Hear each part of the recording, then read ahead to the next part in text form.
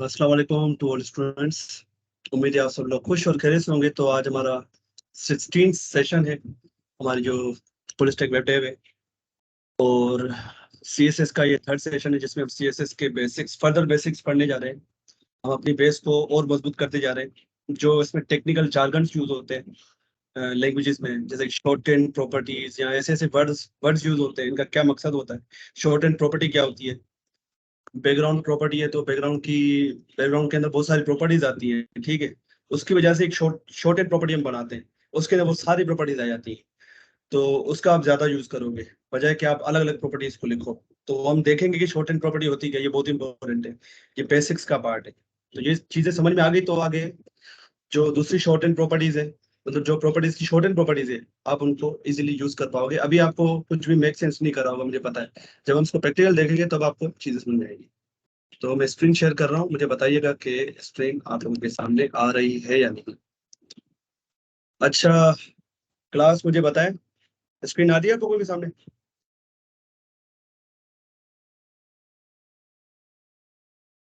जी sir आ रही ये तो आज हम ये टॉपिक्स पढ़ने वाले हैं। लास्ट क्लास में हमने सिलेक्टर्स देखे थे और भी बहुत सारी चीजें देखी थी। लास्ट क्लास में हमने जो चीजें देखी थी वो क्लियर है सबको? उसमें कोई सवाल हो तो पूछ लें। लास्ट क्लास अगर हम देखें तो उसमें क्या देखा था हमने कि भाई सीएसएस को लगाने के तीन तरीके हैं। तो उसमें से बेस्ट बेस्ट तरीका कौन सा है, हमने देखा कि वो एक्सटर्नल है। इसके बाद भाई सिलेक्टर का मतलब क्या होता है, पर्पस क्या है, वो देखा था। टाइप्स ऑफ सिलेक्टर देखे थे हमने कि कितने तरीके के सिलेक्टर होते हैं और इतने तरीके के सिलेक्टर हैं क्यों, वो देखा था हमने। और बेसिक सिलेक्टर्स को हमने छुआ था सिर्फ, ठीक है। बेसिक सिलेक्टर में कौन कौन से सिलेक्टर आते हैं, यूनिवर्सल हो गया, क्लास हो गया, आईडी सिलेक्टर हो गया। अभी क्लास और आईडी ये दोनों एट्रीब्यूट है किसके, एचटीएमएल के। तो इनके थ्रू हम सिलेक्ट कर रहे होते हैं एचटीएमएल के एलिमेंट्स को, ठीक है। तभी इनको हम कह रहे हैं कि भाई ये क्लास सिलेक्टर या ये आईडी सिलेक्टर है, पर ये खुद में क्या है, ये एट्रीब्यूट से एचटीएमएल का। इसके बाद कमेंट लगाना सीखा था हमने, और दो तरीके के कमेंट होते हैं, सिंगल लाइन और मल्टीपल लाइन। दोनों का लगाने का सेम है, तरीका सेम ही है इसमें, कि स्टेरिक का साइन और स्लैश का साइन, फॉरवर्ड स्लैश और स्टेरिक। फिर क्लोज भी आप ऐसे ही करते हो कि पहले स्टेरिक का साइन आता है फिर फॉरवर्ड स्लैश आता है, ठीक है। तो अभी हम बढ़ते हैं आगे, आज की क्लास देखते हैं, आज की क्लास का agenda. So we will be studying these topics like group select, grouping selectors क्या होते हैं, ठीक है। कॉम्बिनेटर सेलेक्टर्स ये देखेंगे आज, लास्ट क्लास में देखना था पर टाइम नहीं था उसमें, तो हम नहीं देख पाए थे। आज कॉम्बिनेटर सेलेक्टर को देखेंगे, ठीक है। इसके बाद से ज्यादा यूज होने वाले सेलेक्टर कौन से हैं, सबसे ज्यादा जो यूज करते हैं हम, सेलेक्टर बहुत सारे हैं पर उनमें से हम सारे सेलेक्टर थोड़ी यूज करते हैं। हम कुछ ही चुनिंदा दो तीन सेलेक्टर यूज करते हैं हम, मतलब ज्यादा से ज्यादा चार पांच कर लिए हमने, ठीक है। इसके बाद एक कलर की प्रॉपर्टीज, और कलर की प्रॉपर्टी और उसकी कुछ वैल्यूज है वो देखेंगे हम, कि कलर की प्रॉपर्टी हमने लगाई, अब उसकी डिफरेंट डिफरेंट वैल्यूज है। आरजीबी में भी दे रहे होते हैं उसको, हैश कोड में भी देते हैं हम, आरजीबी सॉरी एचएसएल में भी देते हैं, जिसको हम ह्यू सैचुरेशन लाइटनेस कहते हैं, वो भी देखेंगे हम। और एक आरजीबी ए भी होता है, वो भी हम देखेंगे, यहाँ मैंने लिखा नहीं पर वो आरजीबी ए भी एक चीज है, उसको देखेंगे। इसके बाद बैकग्राउंड की प्रॉपर्टीज, बैकग्राउंड प्रॉपर्टी, और बैकग्राउंड के अंदर और बेताशा प्रॉपर्टीज आती है, बैकग्राउंड इमेज हो गया, बैकग्राउंड कवर हो गया, बैकग्राउंड, इसके अलावा रिपीट हो गया, तो वो देखेंगे वो क्या है। इसके बाद ये शॉर्ट एंड प्रॉपर्टी जो मैं बता रहा था आपको शुरू में, कि भाई शॉर्ट एंड प्रॉपर्टी जो है ये हम ज्यादा यूज करते हैं इसका शॉर्टकट के लिए, ये शॉर्टकट है ऐसा समझो। तो हम इसको प्रैक्टिकल देखें तब ये चीजें आपको समझ में आएगी। सो मैं आता हूँ यहाँ पर, और बॉयलर प्लेट कोड यहाँ पर जनरेट कर लिया मैंने, इसको मैं खोल लेता हूँ यहाँ पर साइड में, इसका आउटपुट देखने के लिए लिखा हेलो वर्ड। अब मैं इसको ओपन कर लेता हूँ लाइव सर्वर के थ्रू, ताकि यहाँ पर इसका आउटपुट आ जाए। तो ये इसका आउटपुट आ चुका है, ठीक है, हेलो वर्ड। तो अभी मैं जो यूज कर रहा हूँ वो इंटरनल यूज कर रहा हूँ, ठीक है। इंटरनल कहा जाता है कि भाई नहीं यूज करो, एक्सटर्नल यूज करो। इंटरनल यूज करने की वजह ये कि मैं दूसरी फाइल बनाना नहीं चाहता, तो वह बार बार शिफ्ट ना करना पड़े, क्योंकि इतना कंटेंट हमारा इसमें लिखा हुआ नहीं है। तो इंटरनल भी खैर है, मसला नहीं, एक ही फाइल है। सो सारी चीजें एक ही जगह पे, इसलिए मैं यहाँ पर लिख रहा हूँ, वरना मुझे बार बार मूव करना पड़ता। वरना ये रिकमेंडेड तरीका नहीं कि आप इंटरनल तरीके से लिख रहे हो CSS। ठीक हो गया। तो अब देखते हैं हम ग्रुपिंग सिलेक्टर्स क्या होता है ये देखते हैं। सिलेक्टर्स का ग्रुप बना के, मिसाल के तौर पे यहाँ पर H2 मैंने दे दिया और इसको दे दिया पाए, यहाँ मैंने P दे दिया टाई, और यहाँ पर मैंने स्पेन दे दिया और यहाँ पर कुछ लिख दिया, और यहाँ पर जो है मैं कुछ यहाँ पर फुटर, ये सिमेट्रिक एलिमेंट है, ठीक है। ये मैं ऐसे ही ले रहा हूँ रैंडमली, ठीक है, इसका कोई मकसद नहीं है, रैंडमली ले रहा हूँ यहाँ पर हेडर। इसके बाद मेन, ये तीनों सिमेंटिक एलिमेंट्स की कैटेगरी में आते हैं। अच्छा, सिमेंटिक एलिमेंट क्या है बताएं जल्दी। व्हाट आर सिमेंटिक एलिमेंट्स, हम क्यों यूज करते हैं सिमेंटिक एलिमेंट का, क्या पर्पस है उसका, जल्दी बताएं। सर जिसका मतलब उसके नाम से ही जाहिर हो। नाम से जाहिर हो। तो ये क्या प्रॉब्लम सॉल्व कर रही है अनीफ या खिजरा, आप बताएं ये क्या प्रॉब्लम सॉल्व कर रही है, ये सिमेंटिक एलिमेंट क्या प्रॉब्लम ऐसी सॉल्व कर रहे हैं जो हम इसका यूज करें। डिव हमारे पास है तो हम डिव का यूज क्यों ना करें, डिव तो काफी पुराना है। जी खिजरा।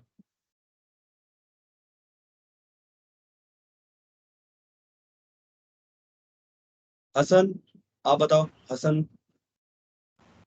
सर मुझे नहीं पता। जी खिजरा क्या कह रही हैं आप?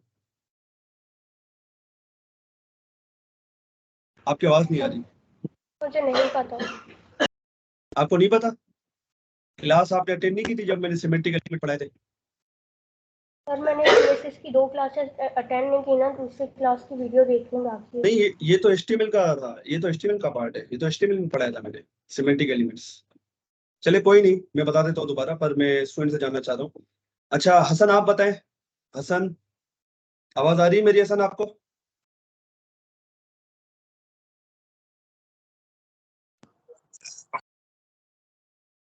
सिमेंटिक एलिमेंट क्या होते हैं और इसका पर्पस क्या है, क्यों यूज करें सिमेंटिक एलिमेंट? अच्छा मंसूर आप बताएं या राबेल।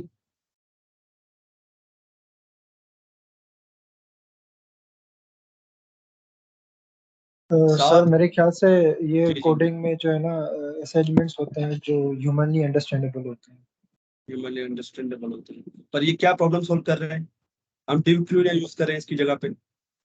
ये डिव की रिप्लेसमेंट है ना, डिव की जी जी रिप्लेसमेंट सर, है, क्योंकि पहले वेबसाइट क्या होती थी, हर जगह पे डिव डिव बने होते थे, ठीक है। बिल्कुल सर। फिर सर क्योंकि HTML5 क्योंकि में सिमेंटिक एलिमेंट का कॉन्सेप्ट आया। सर जी जी, HTML5 में सिमेंटिक एलिमेंट हमने इसलिए इस्तेमाल किए क्योंकि क्योंकि ये हमारे लिए कुछ ज़्यादा ही आसानी से हम इनको समझ सकते हैं, प्रॉबेबली इसलिए आसानी से इसको समझ सकते हैं।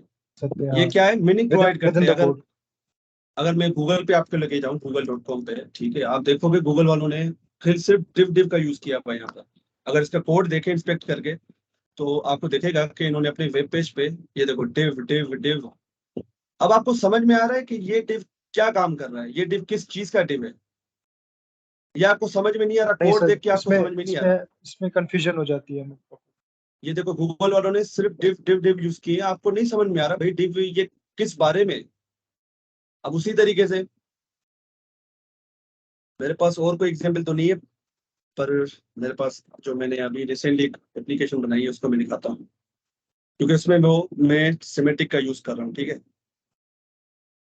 ओके, अब मैं इसके आपको दिखाता हूँ, ठीक है। आप देख रहे हो मैंने यहाँ पर क्या किया हुआ है, डिव की जगह पे आप ये, यहाँ पर मैंने डिव यूज किया हुआ है, क्योंकि कंटेनर के नाम से कोई भी एलिमेंट्स HTML के अंदर है ही नहीं। तो डिव को कहा जाता है कि भाई डिव जितना कम हो सके उतना कम यूज करो, क्योंकि वो मीनिंग प्रोवाइड नहीं करता है। आपने जैसे गूगल में देखा कि इतने सारे डिव लगे हुए हैं, आप नहीं पता, आप कोड कोड पढ़ के आप नहीं बता सकते कि भाई ये डिव किसको रिलेट करता है, ये डिव किसको रिलेट कर रहा है। मतलब इसको छोड़ो, यहाँ पर जो वो शो कर रहा है, अगर ये हो ही ना सिर्फ आपके पास कोड हो तो आपको नहीं पता पड़ेगा। अब देखो क्लास के नाम पे इन्होंने नहीं दिए हुए, तो हमें नहीं पता लग रहा कि ये डिव कर क्या रहा है, ये डिव क्या कर रहा है मुझे नहीं पता चल रहा। पर आप यहाँ पर देखो, इस जगह पे देखो कि एक कंटेनर बना हुआ है। अब ये डिव यहाँ पर मीनिंग दे रहा है, वो कैसे दे रहा है, क्लास के थ्रू दे रहा है। अगर कोई कंटेनर के नाम से एलिमेंट होता तो मैं वो यूज करता तो मुझे इतनी खपत नहीं करनी पड़ती। अब यहाँ पर देखो मैंने यहाँ पर एक हेडर का एलिमेंट यूज किया हुआ है। अब साफ जाहिर है आपको कोड पढ़ के समझ में आ रहा है हेडर का क्या मतलब होता है। सर वेबसाइट का माथा, तो वेबसाइट का माथा क्या, ये जो आपको ऊपर का ऑप्शन दिख रहा है, ठीक है। इसके बाद आगे चलते हैं, ये देखिए इसके आगे मैंने फिर मेन का एलिमेंट यूज किया हुआ है। अब मेन का एलिमेंट क्या है, मेन का एलिमेंट ये पूरा क्या है मेन के अंदर, ये जो आपको इतने सारे मूवीज के कार्ड्स दिख रहे हैं, ये इतने सारे मूवीज के जो कार्ड दिख रहे हैं आपको, ये किसके अंदर है, ये सारे मेन के अंदर है, ये मेन सेक्शन है, ठीक है। इसके बाद अगर नीचे और चले, नीचे और चले तो यहाँ पर आपको फुटर मिलेगा, यहाँ पर आपको फुटर मिलेगा। फुटर क्या है, फुटर सबसे नीचे वाला पार्ट होता है, ये सबसे नीचे वाला पार्ट, इसको फुटर कहते हैं, ठीक है। तो इस कोड पढ़ के हमें समझ में आ रहा है कि भाई ये जो है सिमेंटिक एलिमेंट क्या है। सिमेंटिक एलिमेंट हमें मदद करते हैं कि भाई कोड पढ़ने में, कि हमारा कोड जो है वो जो सेक्शन हमने बनाए, क्योंकि ये चीज सेक्शन बनाने में मदद करती है कि हेडर का एक सेक्शन बना दिया। डिव क्या है, कंटेनर ही है, ये भी कंटेनर ही है, डिव की तरह ही है, पर इनका एक मकसद है, इनकी एक मीनिंग है। डिव कोई मीनिंग नहीं देता, डिव एक जेनरिक कंटेनर है, बस कंटेनर है, खाली खाली डब्बा है जिसकी एक विड्थ है और कोई हाइट नहीं होती है। जब तक आप उसके अंदर कंटेंट नहीं लिखोगे उसकी हाइट वो शो नहीं करेगा, वो खाली खाली शो करेगा। उसी तरीके से ये भी वैसे ही बिहेव करते हैं, फुटर हेडर ये भी जो भी सिमेटिक एलिमेंट्स है ये भी वैसे ही बिहेव करते हैं, डिव के जैसे ही है। पर मामूली सा फर्क ये है कि आप देखो, आपको दूर से कोड पढ़ के पता लग रहा है कि यार हेडर है तो हेडर में वेबसाइट के हेडर का पार्ट होगा, फुटर है तो वेबसाइट का फुटर का पार्ट होगा, मेन है तो उसका बीच वाला पार्ट होगा, मेन सेक्शन होगा। ये कब कब आए थे, HTML5 के अंदर आए थे, ठीक है, इसलिए मैंने यहाँ पर लिखा है। अब आते हैं दोबारा CSS पे। मैं क्या पढ़ा रहा था, मैं क्या पढ़ा रहा था, ग्रुपिंग सिलेक्टर्स। अब ग्रुपिंग सिलेक्टर का मतलब क्या है, एक से ज्यादा सिलेक्टर्स पे आप जो है सेम कलर या सेम स्टाइलिंग दे रहे हो, ठीक है। अब एक से ज्यादा एलिमेंट्स पे, डिफरेंट एलिमेंट पे अगर आपको जो है जो है स्टाइल्स देने, तो आप कैसे देते हो, ये हम लास्ट क्लास में पढ़े थे कि एक से ज्यादा एलिमेंट्स पे हम अगर डिफरेंट स्टाइल देना चाह रहे हैं तो हम कैसे देते हैं, क्या क्या तरीके हैं हमारे पास CSS में। जी जी अनिल बताओ, क्या क्या तरीके हैं हमारे पास, अगर मुझे एक से ज्यादा एलिमेंट्स को, डिफरेंट एलिमेंट्स को मुझे देने हैं स्टाइल्स, तो मैं क्या करूंगा, कौन से सिलेक्टर का यूज करूंगा। जी सर सॉरी, क्वेश्चन जरा फिर से बता दें। मैं ये कह रहा हूँ कि मेरे पास ये देख रहे हो ना, H1 है, H2 है, P है, ये क्या डिफरेंट एलिमेंट्स है, तो मैं चाह रहा हूँ कि यार इन पे सेम स्टाइल दूं, तो मैं क्या, कौन सा सेलेक्टर यूज करूंगा, सर ऐसा कौन यूनिवर्सल। सा सेलेक्टर यूज करूं। नहीं यूनिवर्सल, अच्छा अच्छा ठीक है, मैं चाह रहा हूँ सिर्फ ये मेन और हेडर पे ना हो, यूनिवर्सल तो सब पे कर देगा ना, मैं चाह रहा हूँ सिर्फ फुटर तक हो, बस मेन और हेडर पे वो स्टाइल्स ना आए, तो क्या करूंगा, क्लास। क्लास लगा देंगे, ठीक है। एक तरीका तो हमारे पास है कि भाई क्लास लगा दो, ठीक है, एक तरीका हमारे पास क्लास लगा दो। दूसरा तरीका है ग्रुप कर दो उनको, ठीक है। अब मुझे किन पे लगाना है, H1 पे लगाना है, H2 P स्पेन और फुटर। मैं क्या करूंगा, यहाँ पर H1 H1 comma H2 comma paragraph comma span और फुटर, और इस पे मैं जो है कलर कर दूंगा रेड, ठीक है। और बस ये रेड सही है। अभी मैं जब इस पे जाऊंगा तो देखना सिर्फ H1 H2 P स्पेन और फुटर तक ही हमारे स्टाइल लगे होंगे, ये देखो। तो ये भी एक तरीका है कि आप जो है वो डिफरेंट एलिमेंट्स को एक जैसे अगर स्टाइल देने हो। पर यहाँ पर एक मसला ये है कि जितने भी H1 हो गए उसको वो सेम कलर दे देगा, जितने भी H2 होंगे तो यहाँ पर हम क्लास का यूज करते हैं। फिर ग्रुप इन सेलेक्टर कहीं भी यूज हो सकता है, क्लास में भी यूज कर सकते हैं हम, टाइप एलिमेंट में भी यूज कर सकते हैं, ये सिर्फ ग्रुप करता है। यहाँ पर मैं क्लास दे दूं 1 क्लास 1, ठीक है। तो क्लास को भी आप ग्रुप ऐसे ही करते हो, सेम टू सेम, ठीक है। इसको मैंने दे दी क्लास, या इसको हम आईडी दे देते तो आईडी बेहतर रहेगा, जो आईडी यूनिक होती है। क्लास से ही करना हो सेम क्लास देके तो फिर फायदा नहीं है ना ग्रुपिंग सिलेक्टर का। इसको आईडी दे दी 3, कॉपी किया, इसको आईडी दे दी 4, इसको आईडी दे दी मैंने 5, ठीक है। अब इसको सेलेक्ट कैसे करूंगा, सिंपल, मैं क्या करूंगा, ये क्या है टाइप एलिमेंट तरीके से कर रहा हूँ कि डायरेक्टली नाम लिख रहा हूँ। अब मैं क्या करूंगा, #1 कोमा #2 कोमा #3 कोमा #4 कोमा और हैश जो है 5। अब देखना सेम सर रिजल्ट होगा वो मेरे पास। H2 में थोड़ा प्रॉब्लम क्या चीज? ID2 हाँ, आईडी सेम हो गई, ठीक है। ठीक है, अब देखो सेम कलर्स आ गए। तो ग्रुप क्या कर रहा है, ग्रुप बस जो है सब एलिमेंट्स का ग्रुप बना के वो एक जैसे कलर देता है। या तो क्लास दे दो सबको, या तो क्लास दे दो, या तो ये तरीका यूज कर लो, आईडी जो है वो देके फिर इनको ग्रुप कर दो। तो ये भी तरीके हम यूज कर रहे होते हैं, ठीक है जी। कोई सवाल है यहाँ तक? सर हनीफ, कोई ये सवाल है आपका? जी जी सर, ये जो हम आईडी यूज करते हैं, आईडी का सिलेक्टर, इसकी जगह पर जी, हम टाइप सिलेक्टर क्यों नहीं यूज करते? उनका दोनों का टाइप काम तो सिलेक्टर, एक ही है। नहीं नहीं, काम एक कैसे है? अगर मैं 2H1 बना दूं और मैं चारों सिर्फ एक ही H1 में आए, तो वहां टाइप सिलेक्टर थोड़ी यूज करूंगा। देखो, अगर मैं यहाँ एक और H1 बनाऊं, अगर मैं यहाँ एक और H1 बना दूं और यहाँ एक और H2 बनाऊं, टाइप सिलेक्टर ये मसला करेगा जो मैं अभी आपको दिखाऊंगा। यहाँ पर एक और बी बना दिया मैंने, यहाँ एक और स्पेन बना दिया, और यहाँ पर एक और फुटर बना दिया। अब मसला देखो ये क्या करेगा। अगर मैं ये टाइप सिलेक्टर का यूज करूं, H1, H2, B, Spain, footer, अब देखना जितने भी H1 होंगे सब पे कर दिया। देखो सब पे कर दिया इसने। तो ये तो मुझे नहीं चाहिए ना, मैं चाह रहा हूँ जिनकी आईडी हो सिर्फ उनको सिलेक्ट करे। तो मैं क्या करूंगा, अब देखना जादू इसका। 2, 3, अब जिनकी आईडी होगी ना उनका ग्रुप बना देगा ये। 4 और ये 5।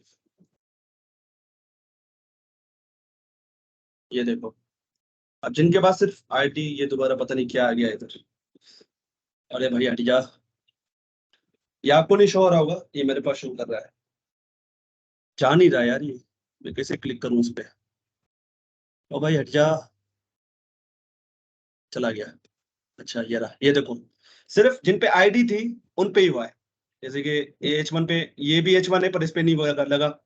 टाइप सिलेक्टर से हो क्या रहा था कि वो दोनों को जितने भी मतलब एलिमेंट उस टाइप के थे सबको वो सेम कलर दे रहा था। तो टाइप वही लॉजिक यहाँ पर भी यूज होता है जो हम लास्ट क्लास में पढ़ चुके हैं, टाइप सिलेक्टर एलिमेंट। बस यहाँ पर ये ग्रुप कर रहा है। मैं यहाँ जो कॉन्सेप्ट समझा रहा हूँ वो ग्रुपिंग सिलेक्टर्स का समझा रहा हूँ। तो मैं यहाँ लिख देता हूँ, कमेंट लगाऊंगा, ग्रुपिंग सेलेक्टर्स, मतलब एक से ज्यादा का ग्रुप बना रहा हूँ ताकि मैं उनको। तो ये भी आपके पास तरीका है, ये भी आपके पास स्टाइल्स देने का तरीका है। क्योंकि मैंने आपको क्या बताया था कि स्टाइल्स देने के हमारे पास ढेरों तरीके CSS ने बताए हुए हैं। अब आप पे डिपेंड करता है कि आप उनमें से किन किन का यूज करते हो। आप सारों का यूज नहीं कर सकते। तो इसलिए मैंने ये टॉपिक लिखा हुआ है कि मोस्ट यूज सिलेक्टर कौन से हैं। मोस्ट यूज जो हम सबसे ज्यादा यूज करते हैं, वो मैं लास्ट क्लास में बता चुका हूँ कि भाई हम क्लास सिलेक्टर का ज्यादा यूज करते हैं। मैं तो क्लास सिलेक्टर का यूज करता हूँ। यहाँ गूगल को आप देखोगे ना, इन्होंने देखो क्लास क्लास क्लास क्लास ये क्यों बनाई हुई है? ये इन्होंने बनाई हुई है डिफरेंट डिफरेंट स्टाइल्स देने के लिए। डिफरेंट डिफरेंट स्टाइल्स देने के लिए इन्होंने ये क्लासें बनाई हुई है, ताकि डिफरेंट डिफरेंट इनको क्लासें दी जाए और स्टाइल दिए जाए, सॉरी। ठीक है, यहाँ तक क्लियर है? ग्रुपिंग सिलेक्टर्स, हनीफ क्लियर हो आपको? जी जी सर। क्लियर हो गया तो रिएक्शन दे दो ताकि मुझे पता लग जाए सबको, अगर क्लियर हो गया है तो।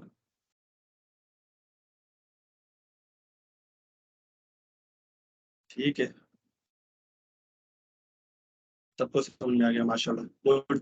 चलो ये देख लिया हमने ग्रुपिंग सिलेक्टर्स। अब देखते हैं कॉम्बिनेटर सिलेक्टर। अब कॉम्बिनेटर सिलेक्टर थोड़े एडवांस सिलेक्टर है। हमने लास्ट क्लास में सिंपल सेलेक्टर देखे थे। सिंपल सेलेक्टर में कौन कौन से आते हैं? हनीफ बताओ, सिंपल सेलेक्टर में कौन कौन से सेलेक्टर हमने देखे थे लास्ट क्लास में? सर सिंपल मेरे ख्याल से ये जो टाइप सिलेक्टर है, और आईडी, क्लास और यूनिवर्सल। यूनिवर्सल, ये हमने चारों देखे थे। सबको कॉन्सेप्ट क्लियर है इनका? आईडी सिलेक्टर कैसे यूज करते, क्यों करते, क्लास सिलेक्टर, यूनिवर्सल सेलेक्टर कैसे यूज करते हैं, क्यों करते हैं? सिर्फ दो का रिएक्शन आया है, लगता है बाकी वो क्लियर नहीं है। साद, हसन भाई, मंसूर, सर मुझे बता दें। राबेल, खिजरा, सर मुझे आईडी और क्लास का तो पता है। यूनिवर्सल का नहीं पता आपको? आपने लास्ट क्लास नहीं देखी थी वीडियो जो मैंने अपलोड की थी? नहीं देखी अभी मैंने। तो वो देखे ना आप। वो क्यों नहीं देख रहे आप लोग? आपके लिए मैं ये सेशंस को अपलोड करता हूँ, रिकॉर्ड करता हूँ। यकीन करें मेरा तो स्पेस ही फुल हो गया है हार्ड डिस्क का, रिकॉर्डिंग की वजह से। तो बार बार डिलीट करना पड़ता है मुझे अपलोड करके। बहरहाल आप देख लीजिएगा। कोई खिजरा को डिफाइन कर दे, यूनिवर्सल सिलेक्टर क्या होता है और टाइप सिलेक्टर क्या होता है, कोई भी आप में से स्टूडेंट में से।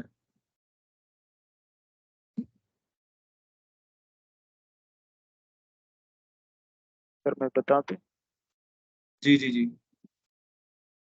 सर टाइप सिलेक्टर ये वो खिजरा होता आप है सुने अनिल बता रहे हैं? जी अनिल बता। सर टाइप सिलेक्टर वो होता है कि जिसको हम जैसे कि टैग है H1 H2, टाइप सिलेक्टर में हम H1 का नाम लिख के उसको सिलेक्ट करते हैं। जैसे H1 का नाम लिखेंगे उसके बाद स्टाइलिंग करेंगे, या H2 का नाम लिखेंगे उसको सिलेक्ट करेंगे फिर उसके बाद स्टाइलिंग देंगे। और यूनिवर्सल जो सिलेक्टर होता है उसमें हम हमारे कितने भी टैग्स हो, H1 हो, P हो, स्पेन हो, div हो, अगर यूनिवर्सल हम सिलेक्ट करेंगे तो उसमें सारे जो टैग्स वगैरह होते हैं उन सारों पे स्टाइलिंग वही अप्लाई होगी। जबरदस्त जबरदस्त अनीफ, खिजरा आपको समझ में आया? बाकी जी वीडियो सर। देखेंगी तो इंशाल्लाह क्लियर हो जाएगा। वीडियो देखें, जी सर ठीक समझ है? आ उसमें गया। मैंने बिल्कुल इजी तरीके से समझाया हुआ है। अब बढ़ते हैं कॉम्बिनेटर सिलेक्टर्स पे।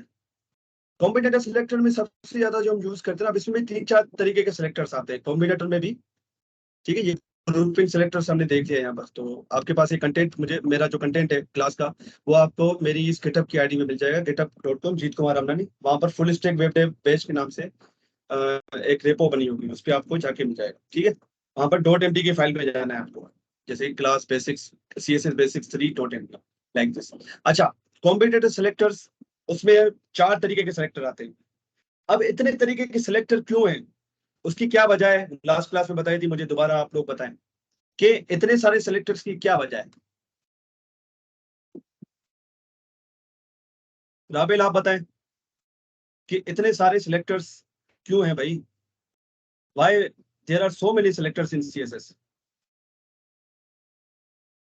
ताकि सर जो हमारे एलिमेंट्स है उनकी पर्टिकुलरली जो है ना या स्पेसिफिकली उसकी हम स्टाइलिंग कर सकें।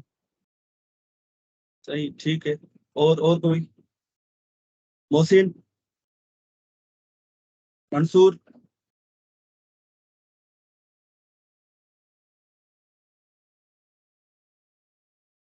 साद?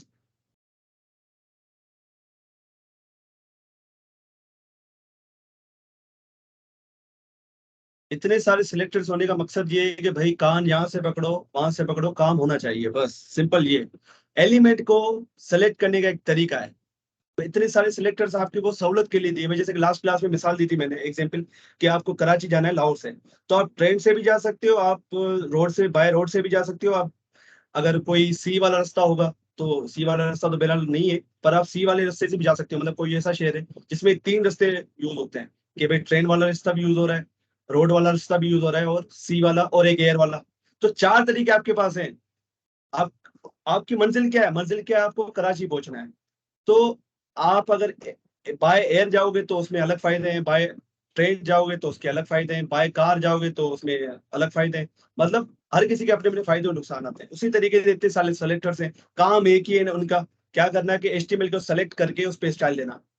वही मेकअप वाली मिसाल दूंगा कि ब्यूटी पार्लर में जाते हो, तो अगर जब तक आप बैठोगे नहीं कुर्सी पे, जब तक आपको ब्यूटिशियन उठा के बिठाएगी नहीं, सेलेक्ट करके आपको रखेगी नहीं कुर्सी पे, तब तक वो आप पे मेकअप नहीं कर सकते। उसी तरीके से एलिमेंट्स पे मेकअप करने के लिए, क्योंकि CSS क्या मेकअप ही करती है ना HTML एलिमेंट का, तो जब तक वो आप उसको सिलेक्ट नहीं करोगे तब तक आप उस पर कुछ भी स्टाइलिंग नहीं कर सकते। इसलिए इतने सारे सिलेक्टर्स दिए हुए कि भाई एलिमेंट को पकड़ने का एक तरीका है। अब कुछ जैसे कि टाइप सिलेक्टर्स में कुछ नुकसान आते हैं, कि अगर टाइप सिलेक्टर में मैंने H1 को दे दिया, तो जितने भी पेज के अंदर H1 होंगे सारे को वो दे देगा। तो ये तो मैं नहीं चाह रहा। उसी तरह यूनिवर्सल में क्या होता है कि भाई जो स्टाइलिंग में दे रहा हूँ यूनिवर्सल के अंदर, वो क्या करेगा, जितने भी एलिमेंट होंगे पेज के अंदर, चाहे वो P हो चाहे वो H1 है, सबको सेम स्टाइल दे देगा। इसके बाद क्लास सेलेक्टर जो हम सबसे ज्यादा यूज करते हैं, क्योंकि हम उसमें ग्रुप बनाते हैं डिफरेंट डिफरेंट सेलेक्टर्स का, कि भाई P पी एलिमेंट्स का ग्रुप बनाते हैं कि पी को भी देने हैं मुझे, इस पी को देना है, मतलब 5-6 पी है, उसमें से कौन से पी को देना है उसको क्लास लगा देते हैं। इसके अलावा 5-6 H1 है, उसमें से किस H1 को मुझे देना है, वही सेम कलर, तो मैं क्या करूंगा, उनको क्लास दे दूंगा। तो इसलिए इतने सारे सेलेक्टर्स है कि HTML के एलिमेंट को पकड़ने का एक तरीका है, ताकि उस पर हम स्टाइलिंग कर सके। और कौन सा एफिशिएंट तरीका, वो फिर आप पे डिपेंड करता है। अच्छा, कॉम्बिनेटर सेलेक्टर में आते हैं। कॉम्बिनेटर सेलेक्टर्स में 4 तरीके के सेलेक्टर्स हैं, जैसे कि डिसेंडेंट सेलेक्टर हो गया, चाइल्ड सेलेक्टर हो गया, एडजेसेंट सिबलिंग सेलेक्टर हो गया, और जनरल सिबलिंग सेलेक्टर। अब आपको यहाँ बातें क्लिक हो रही होंगी जो मैंने HTML में फर्स्ट सेशन में ही बताई थी आपको, याद है आपको? चाइल्ड पेरेंट का रिलेशन आपको बताया था मैंने। अब आपको मैंने उस वक्त भी कहा था कि यार ये अगर आपको समझ में आ गया ना HTML के अंदर जो चाइल्ड और पेरेंट का, तो CSS पे आपको मसला नहीं होगा। अब मैं जब इसको पढ़ाऊंगा तो इंशाल्लाह आपको वो सारी चीजें क्लिक होंगी कि सर ने हमें ये चीजें पढ़ाई थी, तो आपको और अच्छे से समझ में आएंगी। बजाय मैं डायरेक्टली यहाँ पर ही वो चीजें समझाता चाइल्ड, आपको शायद उतना अच्छे से समझ में ना आती। ठीक है, तो हम आते हैं डिसेंडेंट पे। अब डिसेंडेंट का मतलब क्या है, ये हमने HTML में पढ़ा था। अगर आप में से कोई बताना चाहे तो वेल एंड गुड है, वरना मैं तो बताऊंगा ही। डिसेंडेंट का क्या मतलब है, अगर याद हो आप लोगों को HTML में हमने पढ़ा था। तरतीब, अनऑर्डर्ड, जी, बेतरतीब। तरतीब, नहीं नहीं नहीं। डिसेंडेंट एक होता है पेरेंट, एक होता है चाइल्ड, एक होता है डिसेंडेंट। डिसेंडेंट क्या है? सर पेरेंट का पोता, पोता टेक जो पेरेंट होता का है। पोता, सही है, जबरदस्त। पोता टेक होता है, मतलब इसको अगर एग्जांपल देना चाहो तो कैसे दोगे? सर इसको तो ये नहीं कहेंगे कि किसी भी एलिमेंट के नीचे एग्जैक्ट आने वाला मतलब पेरेंट का सर साथ बिल्कुल मतलब साथ जो होता है, मैं क्या कहेंगे उसको, बेटा कह लें सर जी। बेटा भी उसका पोता भी, सब पे लगा देगा। आप देखो यहाँ पर सबसे पहले इसकी डेफिनेशन पढ़ो, कॉम्बिनेटर की है क्या। A combinator is something that explain the relationship between the selectors. ये क्या है, रिलेशन पे चलता है सारा। जो मैंने आपको पेरेंट चाइल्ड रिलेशन बताया था ना, तो कॉम्बिनेटर चलते हैं रिलेशन पे। जैसे कि डिसेंडेंट हो गया, जैसे कि ये चाइल्ड सेलेक्टर हो गया, जैसे कि एडजेसेंट सिबलिंग सेलेक्टर हो गया, जैसे कि जनरल सिबलिंग सेलेक्टर हो गया। तो इनको ये 4 तरीके के हैं, हम इसको देखते हैं। डिसेंडेंट को सबसे पहले देखते हैं। तो ये डिसेंडेंट कहता क्या है कि जैसे कि डिव है, डिव क्या है, पेरेंट है पी का। अगर मैं इसको ओपन करके दिखाऊं इसका कोड, तो आप देखोगे यहाँ पर, देखिए यहाँ ये चीज नोट करें, इसने क्या किया है यहाँ पर, डिव के अंदर 3 पी बना दिए, एक ये पी, एक ये पी, फिर एक उसके चाइल्ड के अंदर ये पी। अब ये क्या है, ये इस डिव के लिए डिसेंडेंट है। ठीक है, तो डिसेंडेंट सिलेक्टर में होता क्या है कि वो चिल्ड्रन को भी देखता है, अपने डायरेक्ट चाइल्ड को भी देखता है। डायरेक्ट चाइल्ड का क्या मतलब है कि उसका अपना चाइल्ड हो, उसके चाइल्ड का चाइल्ड ना हो। ठीक है, डायरेक्ट चाइल्ड का ये मतलब है। डायरेक्ट चाइल्ड की समझ में आ रही है ना क्या बता रहा हूँ? डायरेक्ट चाइल्ड ये इंपॉर्टेंट है, क्योंकि आगे जो हम पढ़ने जा रहे हैं वो डायरेक्ट चाइल्ड वाला ही है। जो सिलेक्टर है कॉम्बिनेटर के अंदर, जो दूसरा सिलेक्टर है वो डायरेक्ट चाइल्ड वाला है। तो मुझे बताएं कि डायरेक्ट चाइल्ड क्या है, देव का डायरेक्ट चाइल्ड, देव के डायरेक्ट चाइल्ड कौन से हैं इसमें? अगर मैं कहूं भाई ये डिव का डायरेक्ट चाइल्ड है, तो क्या ये सही है? आप में से किसी से पूछता हूं मैं। जी राबेल आप बताओ, राबेल आप बताओ, ये डायरेक्ट चाइल्ड है इसका, डिव का, ये जो पी है? राबेल, आवाज नहीं आ रही आपको मेरी? जी सर, ये डायरेक्ट सर चाइल्ड, डायरेक्ट ही हो, ये डायरेक्ट ही है डायरेक्ट है सर। डिव का। ठीक है। जी सर। अच्छा, हसन हसन विहारी भाई आप बताओ कि ये डिव का डायरेक्ट चाइल्ड है कि नहीं है? ये बहुत इंपॉर्टेंट है। ये डायरेक्ट चाइल्ड भी हम ज्यादा यूज करते हैं, डायरेक्ट चाइल्ड भी ना ये हम यूज करते होते हैं अपनी CSS की स्टाइलिंग में। हसन भाई आपको आवाज आ रही है मेरी? अगर नहीं आता तो बोल दिया करें ताकि मुझे पता तो लगे कि आप लोग सुन रहे हो। ना ट्रैवल कर रहा हूँ तो बस में हाँ हाँ जी सर, आवाज आ रही है? जी जी आवाज आ रही है, पर कट हेलो। कट के आ रही है आवाज काफी। जी सर, अच्छा आवाज आप आ रही ट्रेवल है? में, जी जी आप ट्रेवल में तो फिर हाँ जी, ठीक है, आप रिकॉर्डिंग देख लीजिएगा फिर। ठीक है, हाँ जी कोई बिल्कुल मसला नहीं है। ठीक आपकी है आवाज सर, कट रही है, सिग्नल की तो वजह से मैं सिग्नल समझ की सकता वजह हूँ। से कट हो रही है। कोई इशू नहीं है। अच्छा साहब तुम बताओ कि ये डायरेक्ट चाइल्ड है div का या नहीं है? ये भाई समझो बात, ये आपको जावास्क्रिप्ट में भी काम आएगी, यहीं यहाँ पर भी समझ में आ गया तो जावास्क्रिप्ट में कोई मसला नहीं होगा। ये सर ये नहीं डायरेक्ट है। चाइल्ड है कि नहीं है? क्यों नहीं है राबिल? सुनो, ये डायरेक्ट चाइल्ड नहीं है div का। अच्छा क्यों नहीं है साहब बताओ। अच्छा ये मोहसिन सर ये बताएंगे पी होगा कि सर। ठीक है मोहसिन, ये जी पी सर। जो सेक्शन के अंदर है वो div का डायरेक्ट चाइल्ड क्यों नहीं है? सर वो इसलिए कि उससे डायरेक्ट पहले चाइल्ड की सेक्शन डेफिनेशन टैग क्या है? जुड़ा हुआ है। Direct child direct sir child वो की है कि डेफिनेशन जिस क्या है? टैग राइट आफ्टर जिस टैग के आ रहा हो कोई, जैसे div के बाद जो जबरदस्त। पहला पी आ रहा है पैराग्राफ 1 सर वो डायरेक्ट चाइल्ड है।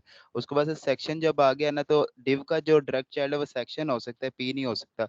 वो सेक्शन जो जबरदस्त। पी सेक्शन के अंदर है सर वो सेक्शन का डायरेक्ट चाइल्ड है पी। अच्छा ठीक है खिजर, आप बताओ कि div के कितने डायरेक्ट चाइल्ड है यहाँ पर? सर किसके? div के, इस div के डायरेक्ट चाइल्ड कितने? 3 है इस सर div के पी। 4 नहीं है, ये चौथा चौथा जो आ रहा है ये नहीं? नहीं सर। ठीक है सही है, बिल्कुल सही हो आप लोग। डायरेक्ट चाइल्ड वो होता है वो जो इसके टैग के अंदर डायरेक्टली आए, इसके चाइल्ड के अंदर ना आए। ठीक है, जैसे कि अगर ये बॉडी को अगर देखूं तो बॉडी के डायरेक्ट चाइल्ड गिन के बताओ कितने हैं? बॉडी के डायरेक्ट चाइल्ड कितने हैं मुझे बताओ आप लोग। ये जो बॉडी टैग है इसके डायरेक्ट चाइल्ड कितने हैं? 6। 6 है। 1 2 3 4 5 है, 6 तो नहीं है, 5 है। 5 क्यों है देखो, ये H2, ये P, ये div और ये P और ये P, जी सर। ये तीनों किसके डायरेक्ट चाइल्ड है? ये तीनों चाइल्ड है डायरेक्ट div के, क्योंकि div के अंदर आ रहे हैं ये। ठीक है, तो डायरेक्ट चाइल्ड वही होता है जो उसके अंदर डायरेक्टली आए, उसके चाइल्ड के अंदर ना जाए। उसके चाइल्ड के अंदर गया तो वो डायरेक्ट चाइल्ड नहीं कहलाएगा, वो कहलाएगा डिसेंडेंट चाइल्ड। ठीक हो गया? तो यहाँ पर देखो डिसेंडेंट का मतलब क्या है? दादा पोता। ठीक है, दादा पोता अगर हम रियल लाइफ सिनेरियो की बात करें तो यहाँ पर देखो कि डिसेंडेंट में क्या होता है कि भाई उसके डायरेक्ट चाइल्ड को भी उठा लेता है, डायरेक्ट चाइल्ड को भी पकड़ता है और उसके पोतों को भी पकड़ता है। क्योंकि ये पी जो है अगर div का इसके से रिलेशन निकाले तो इसका पोता हुआ, क्योंकि div फादर है सेक्शन का, तो सेक्शन बेटा है, सेक्शन फादर है पी का, तो पी का जो है ग्रैंड फादर कौन हुआ? वो ये हुआ div। इसीलिए ये इसको डिसेंडेंट सेलेक्टर कहा जाता है कि अगर इसके अंदर पी के अंदर में कोई स्पेल, पी के अंदर में अगर कोई स्पेल लगा दूं, पी के अंदर में कोई और पी बना दूं, ठीक है, ये पॉसिबल है कि पी के अंदर आप जो है पी बना सकते हो। अच्छा ये पॉसिबल नहीं है, सॉरी सॉरी, पी के अंदर आप सिर्फ जो है इनलाइन टैग लगा सकते हो, लाइक दिस, स्पेन हो गया, स्पेन हो गया। ठीक है, मैं थोड़ी मिस्टेक हो गई थी मुझसे, स्पेन हो गया, पर आप ब्लॉक लेवल के एलिमेंट नहीं लगा सकते हो। पर HTML पता है बहुत ही प्यारी लैंग्वेज आपको अलाउ कर देगी, तो मैं इसलिए लगा रहा हूँ, वरना ये अलाउड नहीं है इसमें। ठीक है, अब मैंने ये लिखा, इसको रन किया तो देखना इसके ऊपर भी वो कलर आ गया। अब देखो ये पी चाइल्ड है सेक्शन का, पर ये पी किसका चाइल्ड है? ये पी इस पी का चाइल्ड है, मतलब ये एक और लेवल नीचे चला गया। तो जितने लेवल चलते जाओगे उतने लेवल ये जाता जाएगा, डिसेंडेंट में ये सबको कर देगा जितने लेवल्स पे। ये फर्स्ट लेवल है, डायरेक्ट चाइल्ड क्या होता है? फर्स्ट लेवल होता है। ठीक है, फिर उसके चाइल्ड चाइल्ड वो सेकंड लेवल होता है, ये क्या है? सेकंड लेवल है। फिर इसका चाइल्ड क्या होगा? ये बात क्लियर हो रही है? ऊपर ऊपर से तो नहीं जा रही ये बात? आपके बाउंसर तो नहीं हो रही ना आप लोगों के? सर फिर से रिपीट करें, ये आपकी इंटरनेट का मसला हो गया, फिर से आवाज नहीं आई। ये लास्ट वाली बात जो थी ना, आप फिर से रिपीट मैं करें। यहाँ पर समझाता हूँ, यहाँ पर भाई देखो डायरेक्ट चाइल्ड समझना बहुत इंपॉर्टेंट है, ये आगे आपको बहुत काम आएगा, इसलिए मैं ज्यादा इस पे फोकस था। ठीक है, मैंने क्या किया, पी का एलिमेंट, सॉरी पी का छोड़ो, मैं एक डिव बनाता हूँ। ठीक है, डिव, और यहाँ पर मैं फायर जो है पी बना देता हूँ, इसके अंदर कुछ लिख दिया, इसके ऊपर भी एक पी बना देते हैं। अब मैंने क्या किया, यहाँ पर एक पैराग्राफ का टैग बनाया, पैराग्राफ 1, तो दोबारा कॉपी कर लेता हूँ, पैराग्राफ 2, पैराग्राफ 3। ठीक है, ओके, यहाँ पर मैं बाहर वाला पैराग्राफ 1 यहाँ पे लिख देता हूँ बायर वाला पैराग्राफ 2।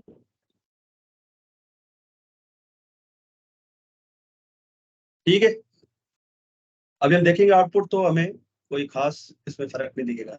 ये देखो, ये सिर्फ हमें एलिमेंट, क्योंकि स्टाइलिंग अभी इसमें मेकअप किया नहीं है, तो मैं क्या करूंगा, इसको मैं ऊपर लेके आता हूँ ताकि हमें दिखे ये, तो मैं ऊपर लेके आता हूँ। ओके हो गया। अब यहाँ पर जाके मैं स्पेस फाइल दूंगा इसके नीचे। मैंने क्या किया, डिव डिव को सिलेक्ट किया यहाँ पर, और डिव के आगे मैंने स्पेस देके पी लगा दिया। तो ये एक तरीका है डिसेंडेंट सेलेक्टर का, कि अब डिव के आगे स्पेस लगा दो, मतलब कोई एलिमेंट जिसको डिसेंडेंट बनाना हो तो उसका पेरेंट लिखो, फिर उसका चाइल्ड लिख दो। तो इसके चाइल्ड देखो पी, ये देखो पी पी पी, ये 3 इसके चाइल्ड है, मतलब 3 पैराग्राफ्स के चाइल्ड है। इसका एक सेक्शन चाइल्ड भी बना देता हूँ। सर स्पेस के बाद जो हमने लिखा है पी, वो डायरेक्ट चाइल्ड होगा? वो डायरेक्ट चाइल्ड है, मतलब ये डिसेंडेंट चाइल्ड है, सॉरी ये डिसेंडेंट है। इसका मतलब ये है अच्छा, कि जितने भी जिप के अंदर पी होंगे ना, जितने भी पी होंगे, चाहे वो उसके वो डायरेक्ट चाइल्ड नहीं डिसेंडेंट। हो, चाहे वो सर डायरेक्ट, ये ठीक। जैसे कि ये डायरेक्ट चाइल्ड नहीं है, सेक्शन का चाइल्ड हूं मैं, सेक्शन का चाइल्ड हूं मैं, तो यहाँ ये देता हूँ। ठीक है, ये पी सेक्शन का चाइल्ड है, पर ये क्या करेगा, अभी ये डायरेक्ट चाइल्ड नहीं है इसका, डिव का। क्यों डायरेक्ट नहीं, क्योंकि ये उसके चाइल्ड के अंदर आ रहा है, सेक्शन के अंदर आ रहा है, इसलिए ये डिव का डायरेक्ट चाइल्ड नहीं है। पर आप इसको देखो, ये तीनों क्या है, डिव के डायरेक्ट चाइल्ड। डायरेक्ट चाइल्ड है, और ये सेक्शन भी डिव का डायरेक्ट चाइल्ड है। अब आप डिसेंडेंट में मैंने क्या बता दिया कि डिव, मतलब डिव उठाओ, कोई भी डिव, अब जितने भी डिव होंगे ना वो उसको सिलेक्ट करेगा, क्योंकि हम डायरेक्टली एलिमेंट लिख रहे हैं, और उसको जी बता सर। रहे कि तुम्हारे अंदर जो भी पी है ना, तुम्हारे अंदर जितने भी पी है, सबको क्या करो, कलर कर दो रेड। चाहे वो तुम्हारे डायरेक्ट चाइल्ड हो, चाहे वो तुम्हारे इनडायरेक्ट चाइल्ड हो, मतलब तुम्हारे डिसेंडेंट हो, सबको रेड कलर दे दो। अब देखो क्या मतलब होता सर है, वो बेटा और पोता दोनों आ जाएंगे? बेटा और पोता। इसने क्या किया, सिर्फ पैराग्राफ वाले एलिमेंट को ही इसने किया है, क्योंकि मैंने क्या बताया, इसको सिर्फ पैराग्राफ को देना है, सेक्शन को नहीं देना है। अगर आपको सबको देना है तो आप क्या करो, यूनिवर्सल सेलेक्टर लगा दो यहाँ पर। ये क्या करेगा कि डिव के अंदर जितने भी एलिमेंट्स होंगे सबको दे देगा। ये देखो सेक्शन को भी इसने उठा लिया, क्योंकि यूनिवर्सल का काम यही है। ये क्या कर रहा हूँ, यूनिवर्सल ऐसे आप यूज कर सकते हैं, अलाउड है ये। आप जो है किसी एलिमेंट को पर्टिकुलरली ऐसे आप सेलेक्ट कर सकते हो कि उसके अंदर जितने भी एलिमेंट आ रहे हैं, जितने भी एलिमेंट, यूनिवर्सल का काम क्या है, जितने भी एलिमेंट हो पेज के अंदर, अगर आप उसको डायरेक्टली यूज करते हो यूनिवर्सल को, तो ये क्या करेगा, जितने भी पेज के अंदर होंगे। अब इसको मैंने स्पेसिफिकली बता दिया है कि भाई डिव के अंदर जितने भी होंगे ना, उसको आप कर दो, तो ये क्या करे, सेक्शन को भी लपेटे में ले लेगा, क्योंकि सेक्शन भी डायरेक्ट चाइल्ड है उसका, और इनडायरेक्ट क्योंकि हम डिसेंडेंट यूज करें तो उसके चाइल्ड के चाइल्ड, चाइल्ड के चाइल्ड को भी उठा लेगा।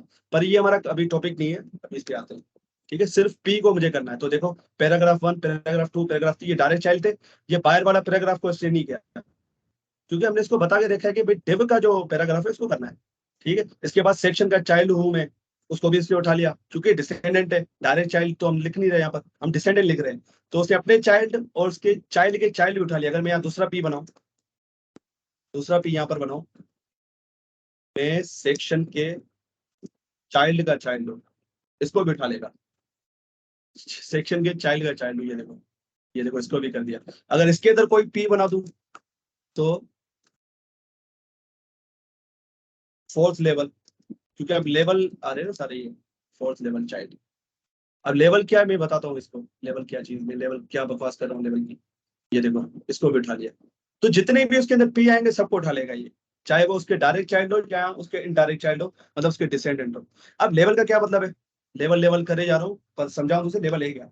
लेवल का मतलब ये है कि डायरेक्ट चाइल्ड जो होता है ना, वो होता है फर्स्ट लेवल, उसके अंदर जो चाइल्ड होता है वो होता है सेकंड लेवल, फिर उसका चाइल्ड होगा थर्ड लेवल। ये मतलब लेवल, जैसे कि दादा, फिर जो है दादे का बेटा आपका फादर, फिर उसका बेटा, ये क्या है, दादा हुआ फर्स्ट लेवल, ठीक है, फादर हुआ आपका वो सेकंड लेवल, उसके नीचे जो ग्रैंड चाइल्ड है वो होगा थर्ड लेवल, जैसे कि पोता, वो थर्ड लेवल पे आता है।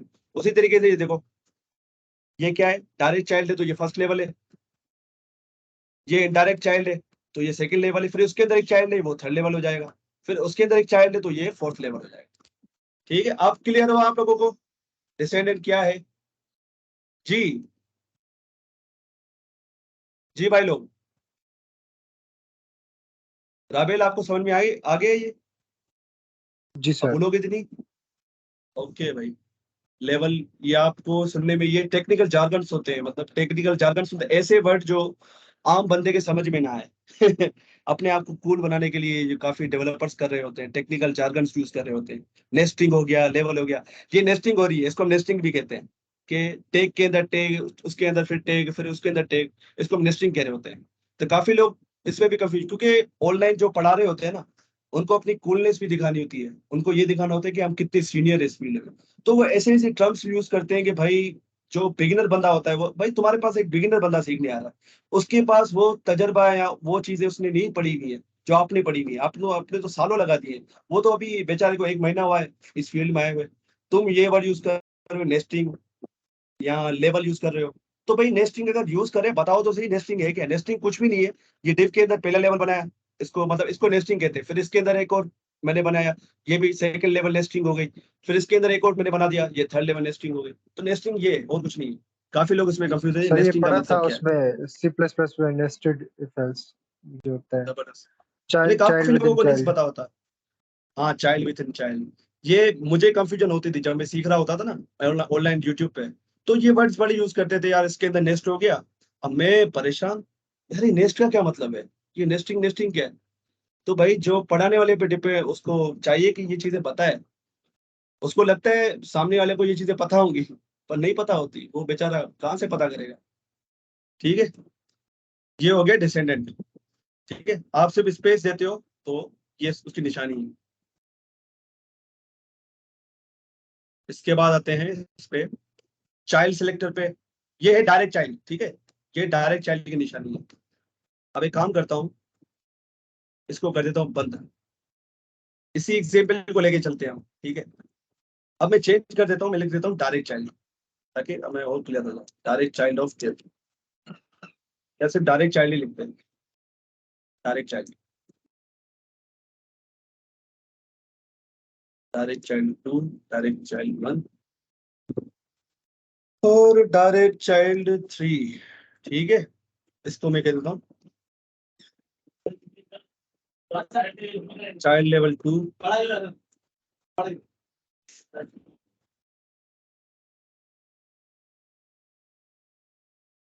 चाइल्ड लेवल 3,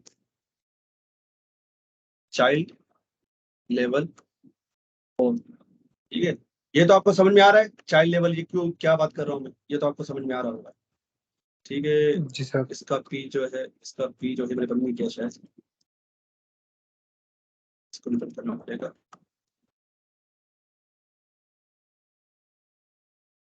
अच्छा, ये बंद नहीं करना है, वो सॉरी, वो चाइल्ड के अंदर चाइल्ड था ना, मैं क्या था, सही लिखा हुआ था। ठीक है, ये बिल्कुल सही है, क्योंकि ये देखो, ये पेरेंट है इस चाइल्ड का, फिर ये पेरेंट है इस चाइल्ड का। तो मैं भी कंफ्यूज हो रहा हूँ, क्योंकि ये ठीक है। अच्छा, मैं बता रहा था डायरेक्ट चाइल्ड का। अब डायरेक्ट चाइल्ड का मतलब क्या है, देखो यहाँ पर मैंने डिव उठाया। मैं क्या कह रहा हूँ, डिव के अंदर जितने भी इसके डायरेक्ट चाइल्ड है ना, जितने भी इसके डायरेक्ट चाइल्ड पैराग्राफ है, उनका कलर कर दो रेड। अब देखना क्या मजा, सिर्फ डायरेक्ट चाइल्ड को उठाएगा, ये देखो, सिर्फ डायरेक्ट चाइल्ड को उठाया। डायरेक्ट चाइल्ड इसके कितने हैं? इसके डायरेक्ट चाइल्ड 3 है, वैसे तो 4 है, इसके सेक्शन भी है, पर मैंने यहाँ क्या बताया कि भाई पी को उठाना है, तो उसे सेक्शन को इग्नोर मारा है। पर सेक्शन किसका डायरेक्ट चाइल्ड है, तो ये मत समझना कि यार सिर्फ इसके पी डायरेक्ट चाइल्ड है, सेक्शन भी तो है, पर सेक्शन हम उसको बता ही नहीं रहे। अब मैं यहाँ पर सेक्शन लिख दूं, फिर ये पॉसिबल है, ये सेक्शन को बिठा लेगा। अब यहाँ पर मैं वो ग्रुपिंग सेलेक्टर यूज कर रहा हूँ, तो ये सारी चीजें आप मिल मिला के यूज कर दी, तो सेक्शन भी हो गया। ठीक है, और उसने सेक्शन के अंदर जितने पी थे उसको भी कर दिया। क्योंकि सेक्शन के वो डायरेक्ट चाइल्ड आ रहे हैं। पहले इसको इग्नोर करो। अब ये समझो, डिव के डायरेक्ट चाइल्ड जितने भी पी डायरेक्ट चाइल्ड है उसको कर दो, तो इसलिए क्या कि सिर्फ डायरेक्ट चाइल्ड को छुआ है, चाइल्ड लेवल को छुआ ही नहीं है। तो अगर आपकी ऐसी सिचुएशन है कि भाई आपके ऐसे एलिमेंट है जो डायरेक्ट चाइल्ड पे आप करना चाह रहे हो, तो CSS ने आपको ये वाला सिलेक्टर दे दिया, या तो आप इनको क्लास दे दो या तो ये यूज कर लो। ठीक है, ये क्लियर हुआ डायरेक्ट चाइल्ड। जी सर। अब आते हैं नेक्स्ट पे एडजस्टेंट सिबलिंग सिलेक्टर। ये भी बहुत ही सिंपल है। ठीक है, इस पे बस क्या करना है, प्लस का साइन लगता है। अब इसमें होता क्या है कि भाई div के बाद जो पहला p आएगा, पहला डायरेक्ट चाइल्ड आएगा, सिर्फ उसको देगा। बात समझ रहे हो? यहाँ पर 3-4 चाइल्ड है, मैं क्या बोल रहा हूँ कि भाई जो पहला चाइल्ड मिले सिर्फ उसको करो, जो उसके बिल्कुल बराबर में हो, जो उसके बिल्कुल बराबर में। आप देखना सिर्फ ये बाहर वाले को क्यों कर दिया भाई? अच्छा सॉरी, ऐसे नहीं, ऐसे नहीं, ये चाइल्ड को नहीं देखता है, ये क्या देखता है कि div के बाहर, सॉरी ये चाइल्ड को नहीं देखता, मैं कंफ्यूज हो गया था चाइल्ड की बातें करके। ये पता है कैसे काम करता है? ये एडजेसेंट सिबलिंग, सिबलिंग का क्या मतलब है? ये क्या है? Adjacent sibling. वो चाइल्ड थे, हमने चाइल्ड देख लिए, ये दोनों डिसेंडेंट और चाइल्ड सेलेक्टर किस लिए यूज होते हैं? उनके चाइल्ड के लिए। ये सिबलिंग का क्या मतलब होता है? भाई बहन। तो अगर आप ये देखो कि बॉडी के कितने चाइल्ड है, बॉडी के चाइल्ड है, ये पी है, ये डिव है और ये पी है, तो ये क्या हुआ? एक दूसरे के सिबलिंग हुए। क्या हुए? एक दूसरे के सिबलिंग हुए, मतलब एक दूसरे के भाई बहन हुए, क्योंकि एक ही लेवल पे आ रहे हैं सारे। जो एक लेवल पे आते हैं वो सारे भाई बहन होते हैं। ये लेवल वाली बात समझ में आ रही है ना मैं क्या बता रहा हूँ? ये तीनों जी एक ही सर। लेवल पे हैं, मतलब उसके चाइल्ड के अंदर नहीं है, एक ही लेवल पे है। डिव के डायरेक्ट चाइल्ड है, तो डायरेक्ट चाइल्ड जो आ रहे हैं वो सारे भाई हैं। जैसे अगर आप इस डिव में देखो, इसके अंदर ये चारों भाई हैं, सेक्शन ये 3p मिला के ये चारों भाई हैं।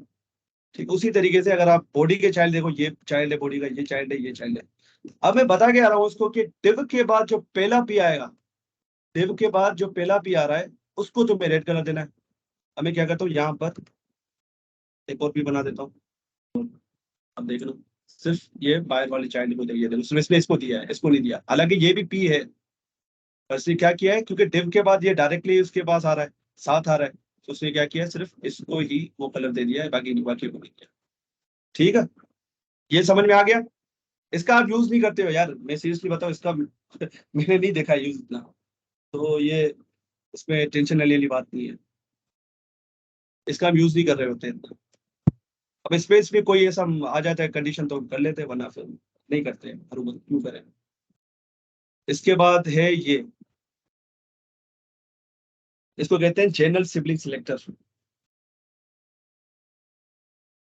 अब चैनल सिबलिंग सिलेक्टर में होता क्या है कि ये फर्क ये है कि उसके बाद जितने भी पी आएंगे ना, सबको वो दे देगा। अगर मैं यहाँ पर इसमें टिल्डा का साइन लगता है ऐसे ऐसे, अब देखो जितने भी पी आ रहे हैं डिव के बाद, डिव के पहले जो पी आ रहे उसको नहीं करेगा, डिव के बाद जो पी आ रहे उसको वो कर रहा है।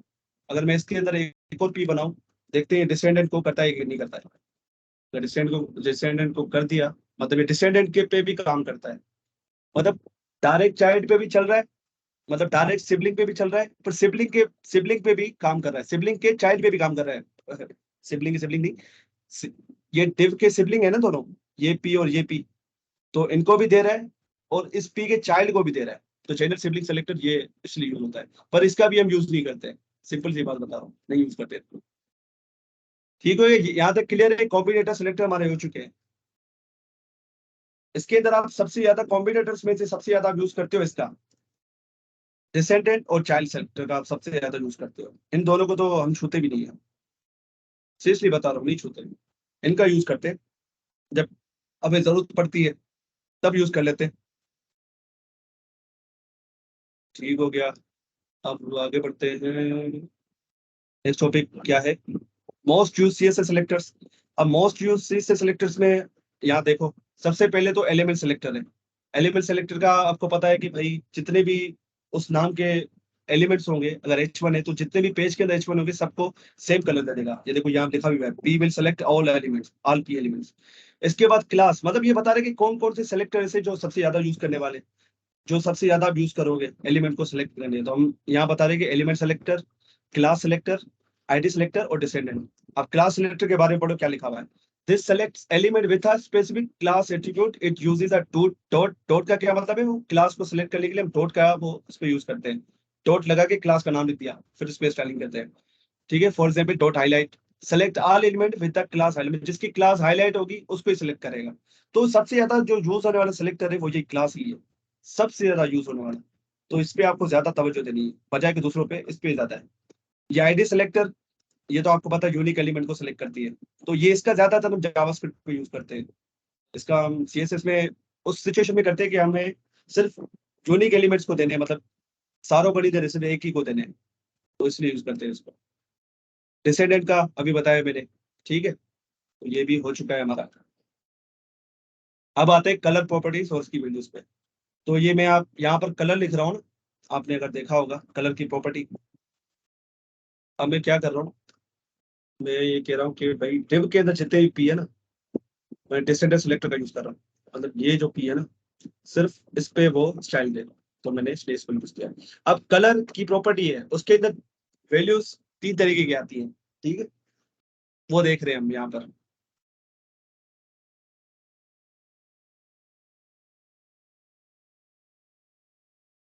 ठीक है, ये दिख रहा है आपको?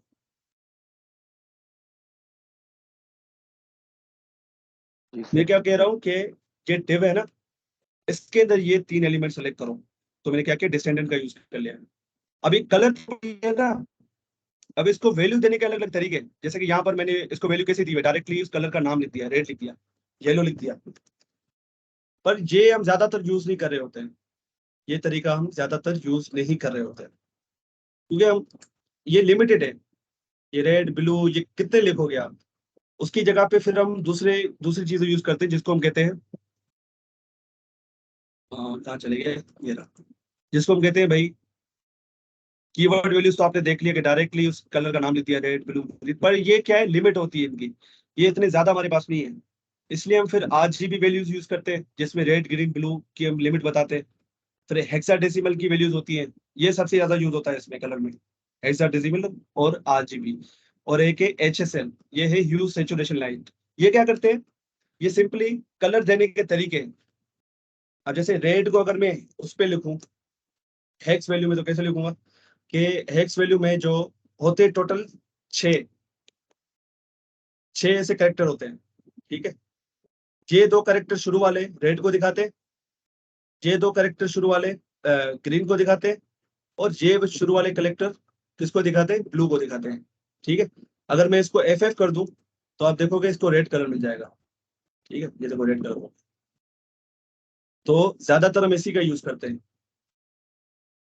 मैं यहाँ पर रेड लिखूं, ठीक है, यहाँ पर रेड लिखूं, मैं यहाँ पर #FF0000 ऐसे करके लिखूं, बात एक ही है। अब देखो ये कोई करेक्टर ज्यादा हो गया, 1 2 3 4 5 6 7, तो ये ज्यादा हो गया इसलिए एरर दिखा रहा था। तो उसमें 6 वैल्यूज होती है।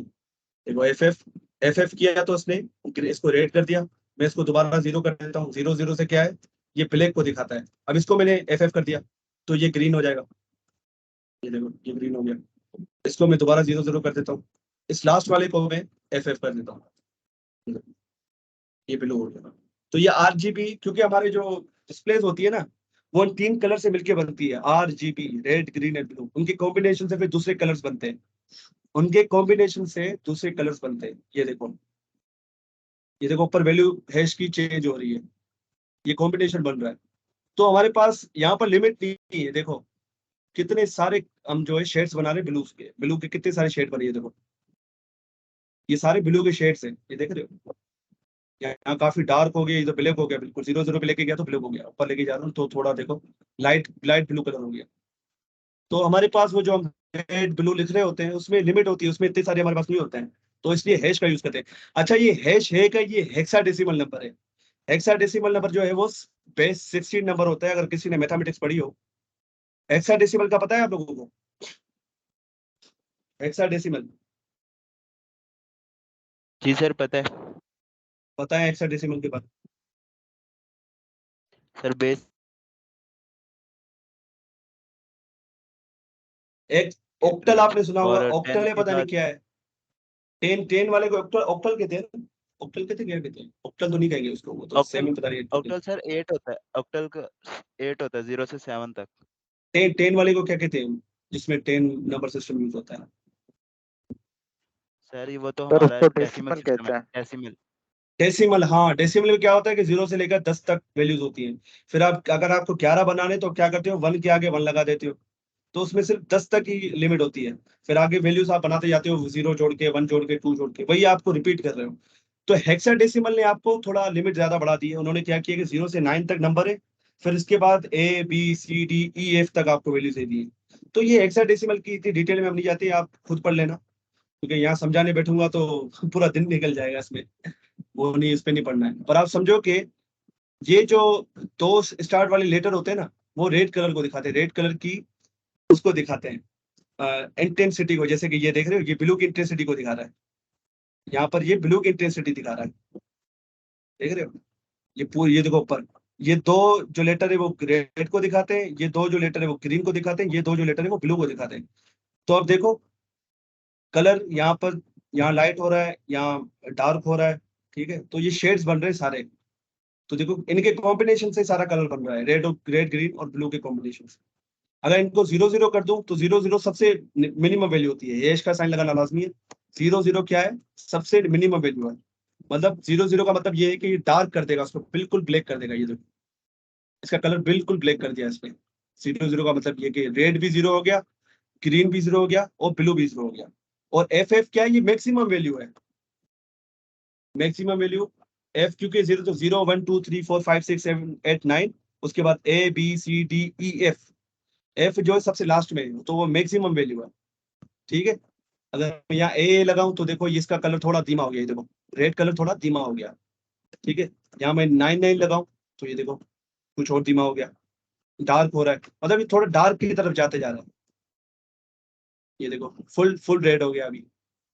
उसी तरह अगर 0 0 कर दूंगा तो ये ब्लैक हो जाएगा। यहाँ पर आ जाऊं, यहाँ इसको एफ कर दूं तो ये ग्रीन कलर हो गया। अब इसका शेड बनाने तो मैं ए करूंगा, यहाँ पर ये देखो इसका थोड़ा शेड चेंज हो गया। उसी तरीके से ब्लू एफ करूंगा तो बिल्कुल ये, अब देखो इसका कलर थोड़ा, इसका ग्रीन और ब्लू का कॉम्बिनेशन मिलके बना है, और इसका भी क्योंकि ब्लैक है तो ब्लैक ग्रीन और ब्लू इनका कॉम्बिनेशन मिलके एक कलर बना रहा है। तो ये कलर बनाने की टेक्निक्स है, तो इसकी इतनी डिटेल में जाने की जरूरत नहीं है, पर सबसे ज्यादा हम यही यूज करते हैं।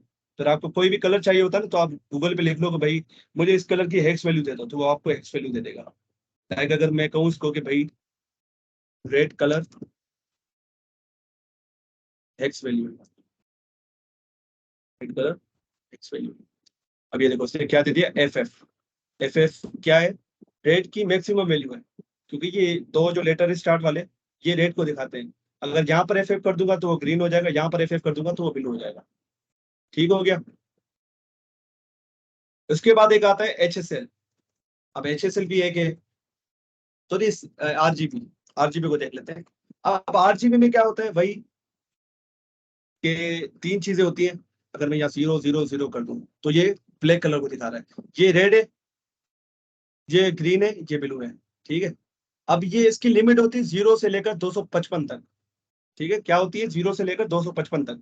अगर मैं यहाँ पर 255 कर दूं तो ये बिल्कुल फुल रेड हो जाएगा। अगर मैं थोड़ा कम कर दूं, 200 कर दूं, तो देखो ये इसका कलर थोड़ा डार्क की तरफ जा रहा है। 100 कर दूं, देखो ये बिल्कुल ही उसका डार्क शेड हो गया। अगर 50 कर दूं तो ये देखो ये बिल्कुल ब्लैक की तरफ जाता जाएगा। अगर 0 कर दूं तो बिल्कुल ब्लैक पे चला जाएगा, ये बिल्कुल ब्लैक ब्लैक के पास चला गया ये। तो ये भी उसको दिखाता है। अगर मैं 255 लिखूं तो ये देखो रेड हो जाएगा। अगर सबको 255 कर दूं तो पता नहीं देखते क्या कलर आता है। सबको 255 कर दिया तो ये व्हाइट हो जाएगा, क्योंकि आरजीबी जब ये फुल अपनी मैक्सिमम वैल्यू पे होते हैं ना, आरजीबी का मतलब यही है, रेड ग्रीन एंड ब्लू। जब ये फुल अपनी लिमिट पे होते हैं ना, तो वो व्हाइट कलर बनाते हैं तीनों मिलके। जब वो फुल लिमिट पे होते हैं तब वो व्हाइट कलर बनाते हैं। जब वो बिल्कुल 0 पे होते हैं, मिनिमम पे होते हैं, जब वो बिल्कुल मिनिमम वैल्यू पे होते हैं, जैसे कि 0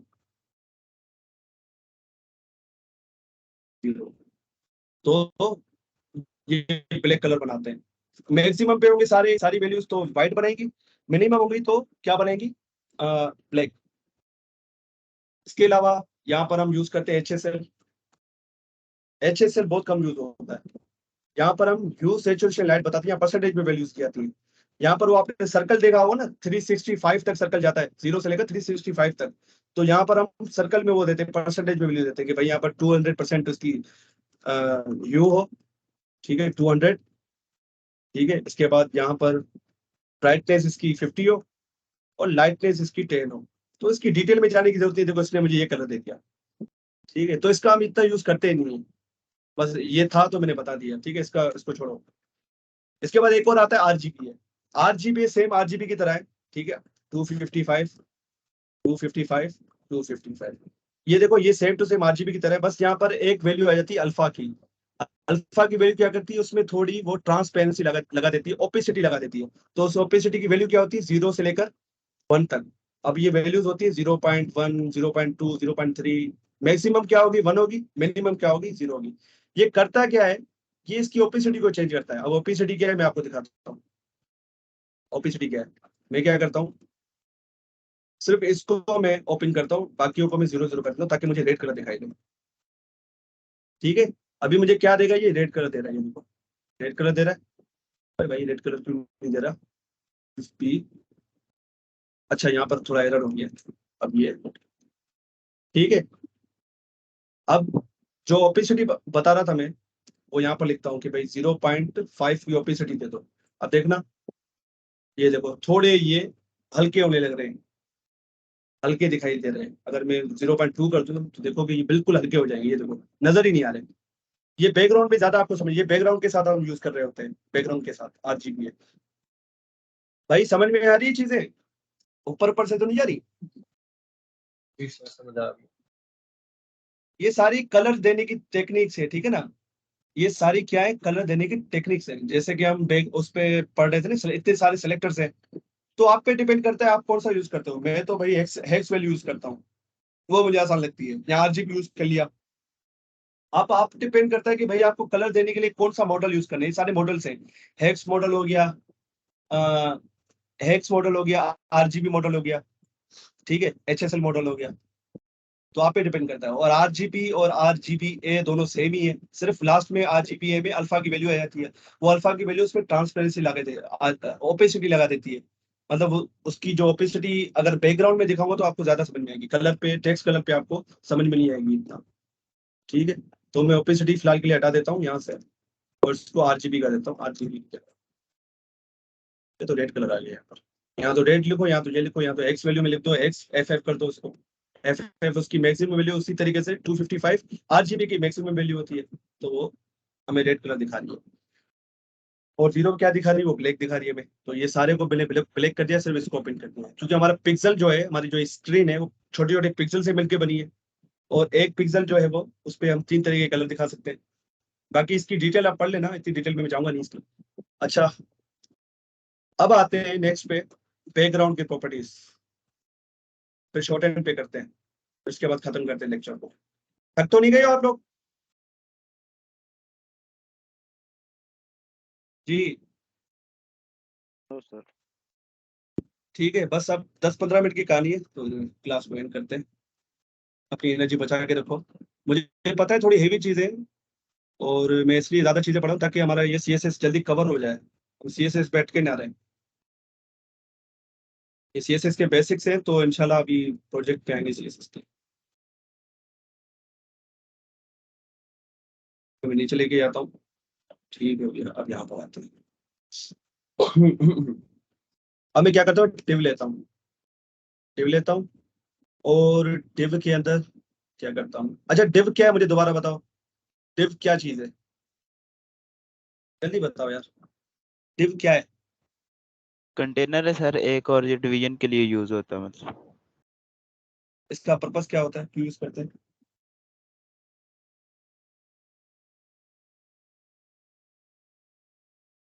डिव का पर्पस ये है कि भाई ये एलिमेंट्स को ग्रुप करता है। जैसे कि अगर आप गूगल के पेज पे जाओ, तो आप देख रहे हो ये चीज, ये जो 3-4 एलिमेंट्स है यहाँ पर, ये क्या है, सारे एलिमेंट्स, ये नहीं इमेज का एलिमेंट है, ये कोई दूसरा एलिमेंट है, ये कोई, ये एंकर टैग का एलिमेंट है, ये दूसरा एंकर टैग है। तो क्या किया, चारों को एक डिव के अंदर रख दिया इन्होंने, और उनको फिर पोजीशन कर दिया साइड पे। तो डिव जो है ना, वो एज अ कंटेनर यूज होते हैं, जिसमें दूसरे एलिमेंट्स को रैप करते हैं, फिर उन पे स्टाइलिंग लगाते हैं, फिर इनकी पोजीशन बताते हैं। तो हमने चारों को हमने बोल दिया कि भाई तुम टॉप पे चले जाओ, तो उसके कंटेनर को बता दिया, उसके डिव को बता दिया कि तुम ऊपर मूव हो जाओ, तो उसके साथ ये चारों एलिमेंट भी उसके साथ मूव हो गए। उसी तरीके से ये एक पूरा कंटेनर बना हुआ डिव से, उसके अंदर हमने ये 5-6 एलिमेंट लगा दिए। उसी तरीके से ये फुटर का एलिमेंट है, फुटर के अंदर ये 3-4 हमने लगा दिए, या 5-6 जितने भी हैं उसके अंदर है। ठीक है, तो डिव कंटेनर जेनरिक कंटेनर है। अगर आप उसके अंदर कुछ भी नहीं लिखोगे, तो ये सिर्फ एक विड्थ लेगा। ठीक है, बाय डिफॉल्ट ये पूरी विड्थ लेता है, क्योंकि ब्लॉक टाइप का है। ठीक है, मैं आपको दिखाऊं, अगर आप इसके अंदर कुछ भी नहीं लिखते हो, अब एक ही डिव है, तो मैं किसका यूज करूंगा, एलिमेंट सिलेक्टर का। मैं यहाँ सिर्फ डिव लिख देता हूँ, क्योंकि एक ही डिव है हमारे पास, और डिव तो है नहीं।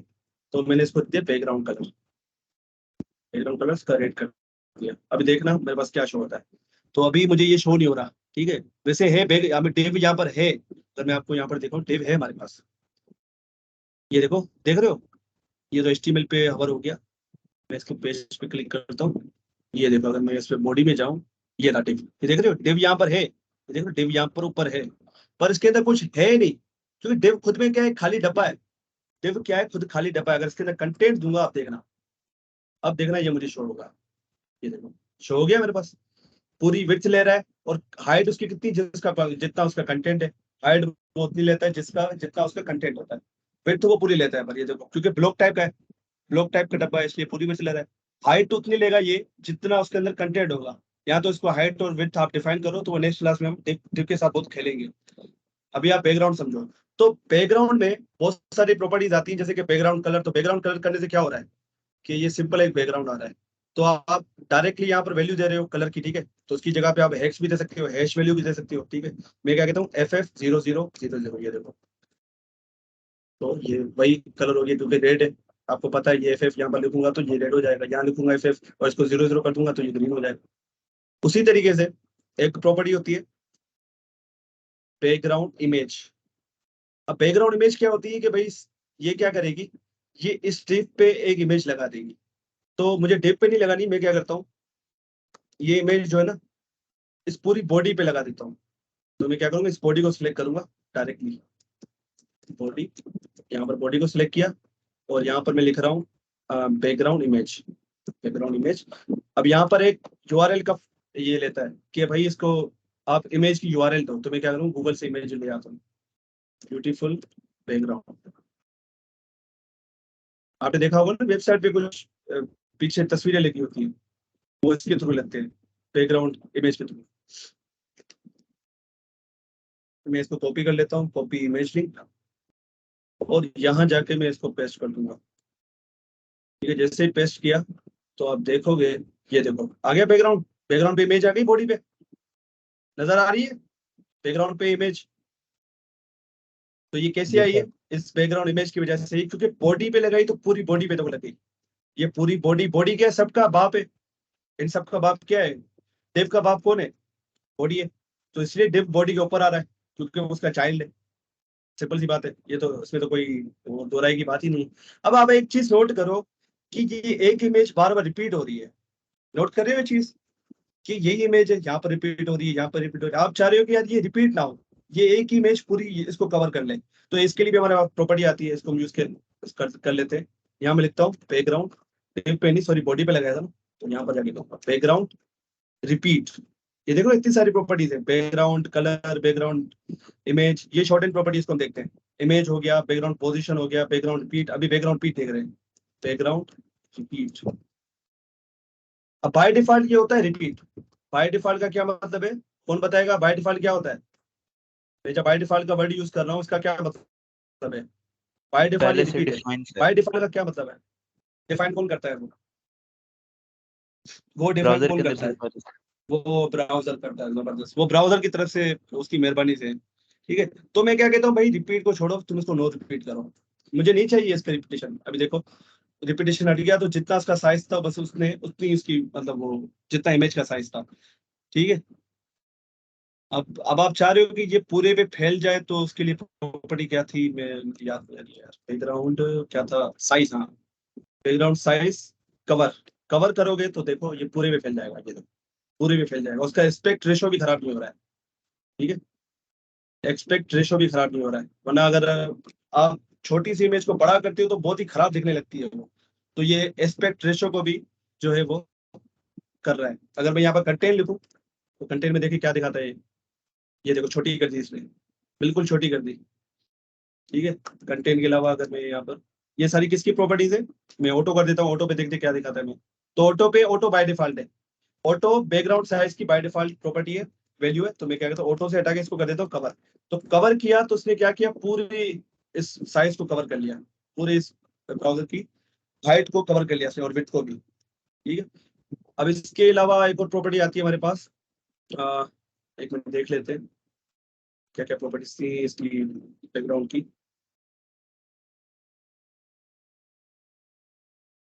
बैकग्राउंड में जाऊंगा मैं, तो आपको दिखेगा ये रहा बैकग्राउंड कलर, देख लिया हमने, ये क्या कहते हैं बैकग्राउंड कलर देता है, बैकग्राउंड इमेज, ये देख रहे हो इसके पीछे इमेज आ रही है, ये कोई डिव बना होगा, इसने क्या किया होगा, इसमें बैकग्राउंड इमेज लगा दी होगी। रिपीट भी देख लिया कि ये सेम इमेज बार बार रिपीट ना हो।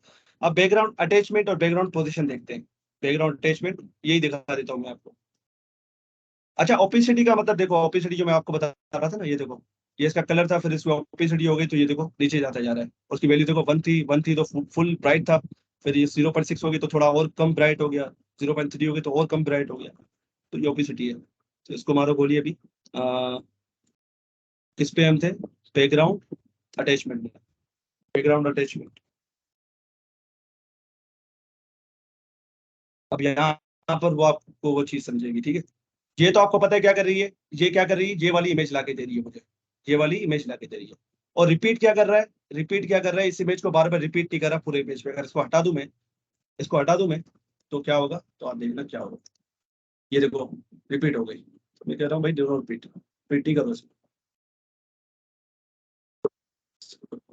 देखो बस एक ही इमेज आ गई।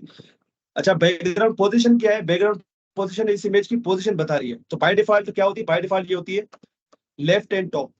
क्या होती है, लेफ्ट एंड टॉप। तो लेफ्ट साइड और टॉप, मतलब टॉप ये। अगर मैं यहाँ लिख दूं लेफ्ट और सेंटर, तो आपको क्या लगता है कहां पर आएगी इमेज? लेफ्ट और सेंटर कर दूं तो ये इमेज आएगी यहाँ पर।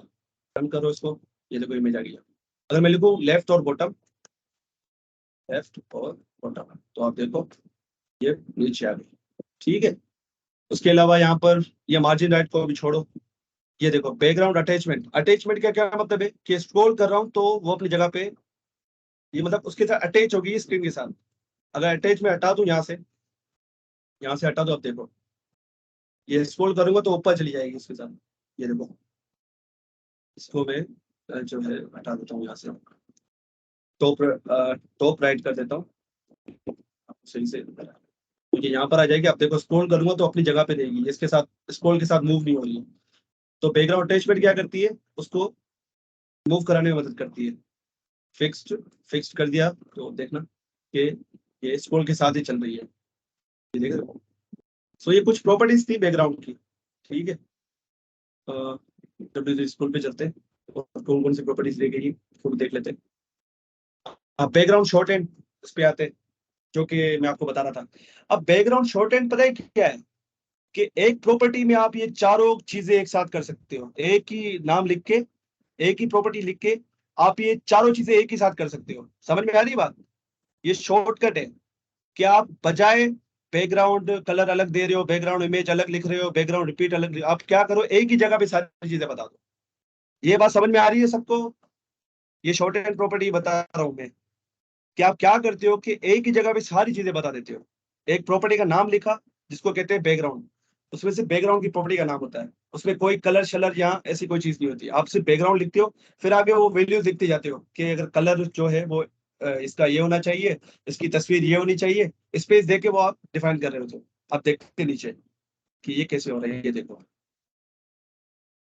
अब देखो ये हमें क्या बता रहे हैं कि which using the shorthand property the order of the property value is, के पहले बैकग्राउंड की प्रॉपर्टी देनी पड़ेगी आपको, ठीक है। फिर आपको बैकग्राउंड इमेज की प्रॉपर्टी देनी है। अगर बैकग्राउंड की इमेज की प्रॉपर्टी नहीं दे रही तो नहीं दो, उसको हटा दो, कोई मसला नहीं है। इसके बाद आएगा बैकग्राउंड रिपीट, इसके बाद आएगा उसकी अटैचमेंट। देख रहे हो, बजाय आप लिखने के बैकग्राउंड कलर उसको ये कलर दो, फिर बैकग्राउंड इमेज जैसे आप ऊपर लिख रहे थे यहाँ पर लिख रहे थे, ठीक है। ये ना करके आपने क्या किया, सिंपल बैकग्राउंड लिखा और उसकी जो है लाइन बाय लाइन उसकी प्रॉपर्टीज बताई थी स्पेस देके। तो वो इस ऑर्डर में वो चीजें लेता है। ये ऑर्डर रखना पड़ता है, ऑर्डर आपको माइंड में रखना पड़ता है कि बैकग्राउंड कलर पहले आएगा। आप यहाँ पर यूआरएल नहीं लिख सकते हो, आपको यहाँ पर पहले बैकग्राउंड कलर ही लिखना पड़ेगा। अगर आप कलर नहीं देखना चाह रहे हो तो आप यूआरएल दे सकते हो। तो क्या करेगा, कलर नहीं मिलेगा तो वो यूआरएल को उठा लेगा, ठीक है। तो उसी तरीके से अगर यहाँ देखो आप, तो उसने भी यही किया हुआ है। ये देखो बैकग्राउंड कलर व्हाइट दिया हुआ है क्योंकि एफ क्या है, ये रेड है, इसको भी फुल ब्राइट किया हुआ है। ये रेड है और ये ग्रीन है, इसको भी फुल ब्राइट किया हुआ है। और ये ब्लू है तो इसको भी फुल ब्राइट किया हुआ है। तो तीनों चीजें फुल ब्राइट है तो व्हाइट कलर आ रहा है हमारे पास। अगर उसी तरीके से अगर मैं 0 0 कर दूं, यहाँ पर 0, ये रेड को भी 0 कर दिया मैंने, इसको भी 0 कर दिया, मिनिमम वैल्यू पे सबको लेके चला, तो ये ब्लैक हो जाएगा। ये तो ब्लैक हो। अब मैं क्या कहता हूँ कि भाई जो है ना, मुझे सिर्फ ग्रीन कलर दो, तो मैं क्या करूंगा, सिर्फ ग्रीन ऑन रखूंगा, बाकी को सबको मैं 0 0 कर दूंगा। ये ग्रीन कलर पे देगा, और URL इमेज आपको पता है इमेज इसकी वजह से आ रही है। नो रिपीट, अगर मैं यहाँ पर मैं इसको लिख दूँ रिपीट तो आप देखना ये रिपीट हो जाएगी। रिपीट, नो रिपीट, और ये राइट टॉप पे रहनी चाहिए। तो देखो इसको अगर मैं स्क्रॉल करूं और यहाँ पर अगर मैं लिख दूं फिक्स्ड तो वो फिक्स्ड हो जाएगी। ठीक है, तो आप एक ही प्रॉपर्टी लिख के सारी चीजें एक साथ लिख रहे हो तो इसको कहते हैं शॉर्ट हैंड, इसको कहते हैं शॉर्टकट। ठीक है, शॉर्ट हैंड प्रॉपर्टी। और ये शॉर्ट हैंड प्रॉपर्टी बहुत सारी प्रॉपर्टी के साथ यूज होती है, जैसे बॉर्डर हो गया, उसके अलावा और बेताशा प्रॉपर्टीज है HTML के अंदर और सॉरी CSS के अंदर जिनके साथ आप शॉर्ट हैंड प्रॉपर्टी लिखते हो। जैसे कि बॉर्डर के लिए बॉर्डर आती है, ठीक है, उसी तरह बैकग्राउंड के लिए बैकग्राउंड आती है। ये देख रहे हो इतनी सारी प्रॉपर्टीज हैं जो है हमारी उसके साथ यूज होती है बैकग्राउंड के साथ, कि बैकग्राउंड अटैचमेंट, बैकग्राउंड क्लिप। अभी बैकग्राउंड क्लिप ये आप देख लेना बाद में। ठीक है, सो आई थिंक सो कंप्लीट हो गया हमारा लेक्चर आज का, बैकग्राउंड शॉर्ट एंड प्रॉपर्टी। और शॉर्ट एंड प्रॉपर्टी से आपको पता चल गया कि क्या मतलब है शॉर्ट एंड प्रॉपर्टी का। क्या आप एक प्रॉपर्टी का नाम लिखते हो और उस पर सारी वैल्यूज आप जो अलग अलग तरीके से लिख रहे थे आपने एक ही जगह में बता दी, तो दिस इज शॉर्ट एंड। तो आज हमारे बेसिक्स हो गए क्लियर। अब हम बढ़ेंगे बिल्कुल प्रैक्टिकल साइड पे। ये तो थे बेसिक्स कि हम CSS के बारे में जान रहे थे, क्योंकि ये सारी चीजें बार बार यूज होती है। तो आपकी अगर आपकी ये चीजें पक्की हैं, ये शॉर्ट एंड प्रॉपर्टी क्या होती है, ये कलर की वैल्यूज डिफरेंट डिफरेंट क्या होती है, तो आपको आगे मसला नहीं होगा, क्योंकि ये सारी चीजें आप यूज कर रहे होते हो दूसरी प्रॉपर्टी के साथ भी। जैसे कि शॉर्ट एंड प्रॉपर्टी आप हर तो नहीं, मतलब जो अलाउ करती है यहाँ पर के साथ यूज कर रहे होते हो। ठीक है, यहाँ तो कोई सवाल है, सबको क्लियर होगा तो रिएक्शन दे दो, किसी को सवाल है तो पूछ ले। अगर सबको ये सारी चीजें क्लियर हो गई है तो मेहरबानी करके मुझे रिएक्शन के थ्रू बता दो। राबेल आपको समझ में आएगी चीजें? ठीक हो गया यार, जबरदस्त, सबको समझ में आ गया। जी सर। मुझे बड़ी खुशी हुई। बस अब CSS तो मैं कोशिश करूंगा जल्दी CSS कंप्लीट हो जाए हमारी। CSS तो एक बड़ा समुद्र है, सारी चीजें कवर नहीं करेंगे इसमें, तो इंशाल्लाह ये कवर करके हम कुछ इस पे प्रोजेक्ट बनाएंगे। जैसे कि मैं आप लोगों से कुछ वेबसाइट्स की क्लोन बनाऊंगा। अच्छा, क्लोन का मतलब ये होता है कि उस वेबसाइट का हूबहू डिजाइन कॉपी करना। क्लोन का मतलब ये होता है, जैसे कि गूगल है, google.com है, तो मैं कहूंगा कि भाई आप जो है ना सेम टू सेम यही पेज मुझे बना के दिखाओ, सेम टू सेम यही पेज मुझे बना के दिखाओ। ठीक है, उसी तरीके से मैंने सर ये उससे क्लोन पहले बनाया था, ये एक वेबसाइट उससे की मैंने पहले क्लोन गिटहब बनाया का था। थोड़ा रख लें सर। हाँ, गिटहब का मैं रखूंगा, मुझे माइंड में है गिटहब का। ठीक है, उसी तरीके से जैसे कि मैंने ये क्लोन बनाया हुआ है, किसी कोई वेबसाइट थी उसका क्लोन बनाया है मैंने, उसमें मूवीज वगैरह में API के थ्रू इसमें ला रहा हूँ।